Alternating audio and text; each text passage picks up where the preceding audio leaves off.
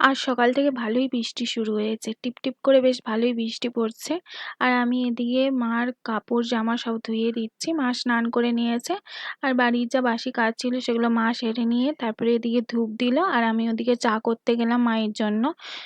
এদিকে মা ধূপ দিচ্ছে আর ওদিকে আমার চাও হয়ে গেছে।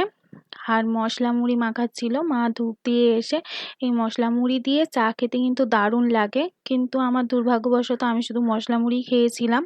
তারপরে বাসন বেরিয়েছিল, ওগুলো আমি ধুয়ে নিলাম। আর মা ওদিকে সবজি কাটছিল। বেশি কিছু আজকে রান্না হয়নি। টক ডাল হয়েছিল। টকটা একটু যেহেতু আমার মুখে লাগে তাই জন্য টক ডাল আর আলু পটলের তরকারি। স্নান করে এসে খাওয়া দাওয়া কমপ্লিট করে এই যে একটু বাইরে বেরিয়েছিলাম, দেখলাম মন্দিরের কাছে এসে একটা বানর এসে বসলো আর জেঠুদের ঘর থেকে দুটো বিস্কুট দিয়েছিল, খাচ্ছিল। তারপরে আমি ঘরে ঢুকে ঘুমিয়ে গেছিলাম। আর এখন প্রায় রাত 9:30 বাজে। চুল বেঁধে নিচ্ছি, খাওয়া দাওয়া কমপ্লিট করে এই ঘুমোতে যাচ্ছি।